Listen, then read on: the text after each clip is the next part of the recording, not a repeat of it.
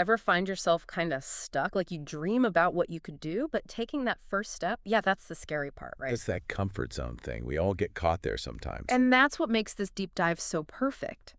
If you only do what you already know, you'll always stay what you already are. Whoa. Right.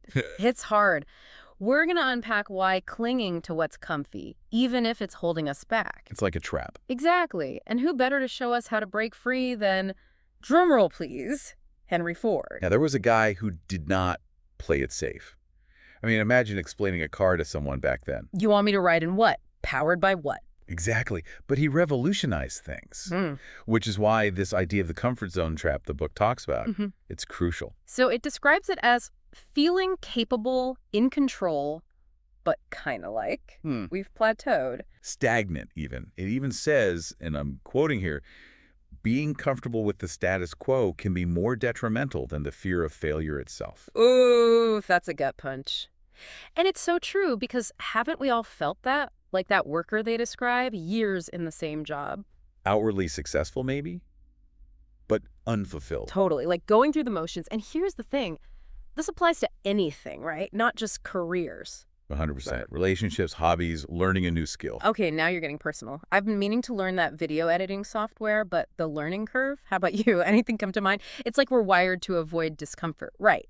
But what's interesting is this source, it doesn't shy away from that. No, it actually embraces it. Like it says, if it doesn't challenge you, it won't change you. He kind of reframes the whole thing. Discomfort, that's where Right. the growth happens. It's like, remember learning to ride a bike. All those wobbly starts. Yeah. But then, Freedom. exactly. So are we talking about like actively seeking out difficult situations? Not exactly. It's more about changing how we view those this is hard moments. Mm-hmm. Remember Henry Ford. Talk about a guy who faced some discomfort. Bankruptcies, technical issues, people thinking he was nuts. And through it all, he persevered. He didn't see those setbacks as failures, It's but like that Bing Stones. exactly. Each one taught him something, pushed him closer to his goal. That's the key takeaway here. What if, instead of fearing discomfort, we embraced it, like Ford did? It's like mind over matter, right? Easier said than done, though, when you're facing something scary. 100%. But that's where this source really shines. It doesn't just tell us to embrace discomfort. It lays out how to actually do it. Practical steps. Okay, I like the sound of that. So no more theory. Let's get tactical. What's step one? All right, so step one is setting goals that actually push us. Goals outside that comfort zone. So not just aiming for what we know we can do, but like leveling up the challenge. Yes, exactly. But it's important to make sure they're achievable. The book mentions that going for something completely out of reach can actually backfire, you know. Makes sense. Gotta find that sweet spot between comfortable and impossible dream. But what's next? Well, it talks about actually changing how we think about discomfort. Like when we feel that this is hard feeling, it's actually a good sign. So not running away from it, but like leaning in. Exactly. The source even calls it a positive feedback loop, which I love. Then there's the big one, failure. Oof, yeah. That one's tough. It is. But the source makes a good point. Every single mistake, every setback, there's a lesson in there. Okay, yeah, I can see that. But it's still hard to swallow in the moment, right? Like, easier said than done. Absolutely. That's why the last point is key.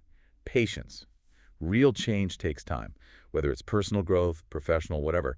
Be kind to yourself during the process. It's a marathon, not a sprint. So what we're hearing is set big goals, don't freak out when things get tough. Actually, see the good in those tough moments and give yourself a break. You got it. And remember, Henry Ford, his Uh-huh. whole story, it embodies this. He had huge dreams, hit roadblocks constantly, but kept going. He's a legend for a reason, right? So to everyone listening, if you're feeling that pull to break free, to finally chase that dream, Ford's your guy. What's one small step you can take right now to push your own boundaries? No matter how small, embrace the challenge, learn from it, and most importantly, enjoy the ride. You got this.